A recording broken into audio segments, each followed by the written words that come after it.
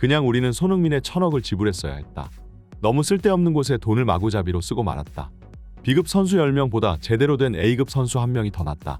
현재 첼시의 스쿼드는 과포화 상태이다. 어디서부터 손을 대야 할지 막막하다. 손흥민 같은 최정상급 스트라이커를 노리지 않은 것이 실수였다. 이 바보 같은 선택으로 인해 우리는 토트넘과 점점 더 수준 차이가 벌어지고 있다. 최근 첼시의 포체티노 감독이 남긴 인터뷰가 화제입니다. 첼시는 지난 2년간 유럽의 그 어떤 클럽들보다도 많은 이적료를 지출해왔고 1조 4천억이 넘는 돈을 써가며 40명이 넘는 선수들을 영입해왔습니다. 단순 숫자로만 보아도 어마어마한 수치이고 첼시의 새 구단주 보엘리가 구단을 부흥시키기 위해서 돈을 통째로 들이붓고 있다는 것을 확인할 수 있는데요. 많은 유럽의 클럽들은 첼시의 비상식적인 이적료 지출에 거부감을 표했고 이적 시장의 인플레이션을 초래하고 돈으로 모든 것을 사려 하는 이 행위를 강력하게 규제해야 한다고 주장했습니다. 첼시는 한 선수에게 거의 10년에 가까운 계약을 걸어놓으며 1년간 선수에게 빠져나가는 분할지급 이적료를 줄이는 꼼수를 써왔고 프리미어리그는 부랴부랴 늦게서야 새로운 룰을 제정하며 첼시를 견제했지만 이미 첼시는 2년 사이에 10억 파운드가 넘어가는 이적료에 40명이 넘어가는 선수들을 데려오며 이미 첼시의 스쿼드를 갈아엎는 데 성공했는데요. 많은 빅클럽들은 첼시의 무제한 자금 러쉬에 두려움을 느꼈고 조만간 자신들의 위치를 위협하는 최대 경쟁자로 다시 부활할 것이라고 믿었습니다. 하지만 예상과는 정반대로 첼시의 성적은 오히려 곤두박질을 치기 시작했는데요. 저번 시즌 첼시는 리그 12위라는 역대급 대참사 성적을 기록하였고 보엘리 구단주는 그레이엄 포터를 경질시키고 손흥민의 은사인 포체티노를 데려오며 또 다시 돈을 쏟아붓기 시작했습니다. 결국 첼시는 그레이엄 포터에게 6억 파운드를 지원해 주었고 포체티노에게 또 다시 4억 6천만 파운드를 지원해 준 건데요. 포체티노 체제에서 첼시는 다시 한번 부활을 꿈꾸었지만 이번 시즌 첼시는 저번 시즌 초보다 더 안 좋은 성적을 보여주며 현재 1승 2무 2패로 리그 14위까지 내려앉아 있습니다. 첼시는 10억 유로를 지출하고 나서야 자신들의 영입 방식이 틀렸다는 것을 깨달았고 어중간한 선수들을 수십 명 영입하느니 제대로 된 탑클래스 공격수 한 명을 데려오는 게 낫다는 것을 깨달았는데요. 포체티노 팀에 부임할 때 첼시 팬들은 포체티노가 인맥을 이용해 전 소속팀에서 몇 명의 선수들을 데려올 것을 기대했고 특히 그 중에서도 사제지간 관계에 있었던 손흥민의 영입을 강력하게 바래왔습니다. 그러나 보엘리 구단주는 이미 30줄이 넘어가 있는 손흥민 영입을 내켜하지 않았고 결국 우크라이나의 샤흐타르에서 활약한 무드릭에게 1,000억이 넘는 이적료를 지불하며 토트넘 왼쪽 윙포워드 자리에 미래를 맡겼는데요. 그러나 이 무드릭은 단연코 프리미어 리그 역사상 최악의 영입생으로 속도가 빠른 것 말고는 아무런 장점이 없는 수준 이하의 선수였고 현재 첼시에서 21경기 연고를 기록하며 프리미어 리그 팬들의 웃음거리가 되고 있습니다. 첼시 팬들은 이런 선수에게 1,000억이 넘는 이적료를 박느니 차라리 모든 돈을 쏟아부으면서까지라도 손흥민 같은 최정상급 스트라이커를 데려오는 것이 맞았다며 한탄하고 있는데요. 포체티노 감독은 PSG 생활에 이어 다시 한번 첼시에서도 실패를 경험하게 생겼고 결국 감독 능력에 있어 의심을 사게 되자 마침내 입을 열었습니다. 우리는 쉽게 1대0이나 2대0으로 이겼어야 했습니다. 왜냐하면 첫 30분 동안 충분한 기회가 많았기 때문이죠. 하지만 우리는 득점을 하지 못했고 이런 상황에서 골을 넣어줄 수 있는 공격수가 필요하다는 걸 깨달았습니다. 미하일로 무드릭에 대한 비판은 옳지 않습니다. 그는 아직도 발전하고 있는 선수입니다. 하지만 프리미어 리그에서 아주 빠르고 강한 리그죠. 그는 상대 수비수를 더 이해해야 할 필요가 있습니다. 현 상황의 팬들은 무척이나 실망했을 것입니다. 특정 이름을 거론하지는 않겠지만 그들이 원하고 있는 선수도 알아요. 저도 물론 그 선수를 데려오고 싶었지만 이적 시장이 마음대로 되지는 않는 법입니다. 하지만 팬들이 좀 더 믿고 기다려주셨으면 좋겠습니다. 지금 첼시에는 굉장히 많은 부상자가 있고 그들이 되돌아온다면 다시 제대로 된 경기력을 낼 수 있을 겁니다. 우리는 더 많은 경기를 승리할 수 있습니다.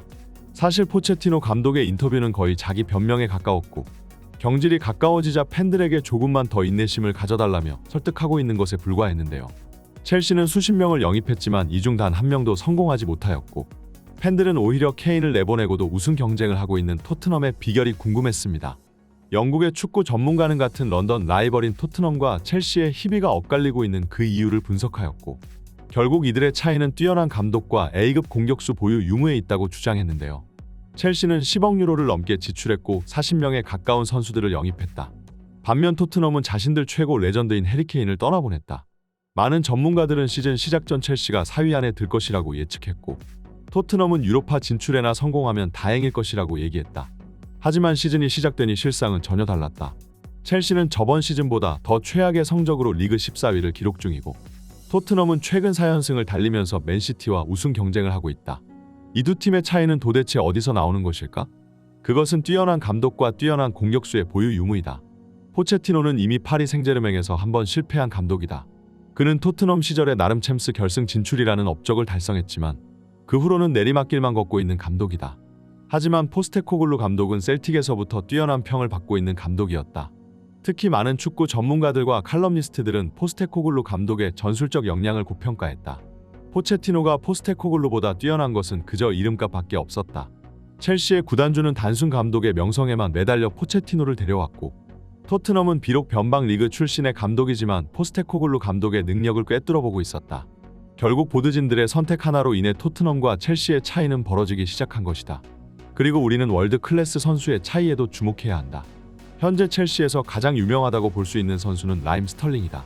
아마 이름값으로 따진다면 토트넘에 있는 대부분의 선수들보다도 나을지 모른다. 하지만 스털링 대부분의 커리어는 맨시티에서 쌓은 것이다. 스털링은 시즌이 지날수록 기량이 하락하기 시작했고, 결국 맨시티는 첼시에다 스털링을 5천만 파운드에 팔아치워버렸다. 애초에 스털링이 잘했다면 맨시티가 이 선수를 판매했을 리가 없다. 현재 스털링은 그저 명성만 남은 빈 껍데기에 불과한 선수이다. 하지만 첼시는 이 선수에게 팀 내 최고 주급을 주며 5년 계약을 맺었다. 이에 반해 토트넘을 이끌고 있는 선수는 손흥민이다. 손흥민이 토트넘의 주장을 단 이후로 토트넘은 달라지기 시작했다. 결정적으로 전에 없던 위닝 멘탈리티가 생겨났으며 셰필드전 보여준 극적인 역전 승리는 많은 축구 팬들을 감탄하게 했다. 또한 손흥민은 현재 프리미어 리그에서 가장 뛰어난 폼을 보여주는 공격수이다. 측면과 중앙을 모두 가리지 않고 최고의 활약을 보여줬으며 손흥민 덕분에 토트넘은 더 이상 케인의 공백을 걱정하지 않게 되었다. 결국 첼시가 영입한 수십 명의 선수들보다도 손흥민 한 명이 낫다는 말이다. 토트넘은 역사적으로 첼시에게 눌려 살았던 클럽이었다. 첼시는 2000년대 로만에게 인수되며 리그 강호의 팀으로 거듭났지만 토트넘은 기껏해야 중하위권 클럽이었기 때문이다. 그러나 마침내 이 상하관계가 역전되고 있다. 첼시의 성적은 앞으로 더 나빠질 것이고 토트넘은 현재 이 상승세의 끝이 보이지가 않는다. 토트넘 팬들은 앞으로 역사가 뒤집히는 광경을 보게 될지도 모른다. 그리고 이 뉴 토트넘을 이끄는 것이 바로 캡틴 손흥민이다. 최근 첼시 팬들은 포체티노가 손흥민을 데려오지 못했다며 감독을 비난하고 있지만 정작 맨시티와 리버풀의 제안을 거절해가며 토트넘에 충성해온 손흥민이 고작 리그 14위에 위치해 있는 첼시로 이적할 이유가 없는데요. 게다가 손흥민에게 제안이 가기 전 레비 회장이 첼시에 관심을 걷어차버릴 것이고 토트넘은 케인을 보냈어도 손흥민만큼은 절대로 못 놓아준다는 마인드로 구단을 운영하고 있습니다. 비록 지난 몇 년간은 토트넘이 아무런 우승 의지를 보이지 못하며 손흥민 같은 선수가 토트넘이라는 감옥에 갇혀 커리어만 낭비하게 되는 것을 안타깝게 여겼었지만 포스테코글루 감독 부임 이후 구단은 많은 부분에서 변화를 거듭하고 있고 마침내 손흥민에게도 해뜰 날이 찾아왔는데요. 하지만 이 모든 성과는 손흥민이 그저 가만히 앉아 기다리면서 받아먹기만 한 것이 아닌 자신 스스로의 능력으로 이루어내고 있는 성적이니 이런 면에서 봤을 때 구단을 배신하고 미넨으로 도망간 케인과는 마인드에서부터 차이가 난다고 볼 수 있습니다. 다가오는 아스날전에서 손흥민과 토트넘이 다시 한번 승리하여 이 기세를 이어갔으면 좋겠네요. 오늘의 영상은 여기까지입니다.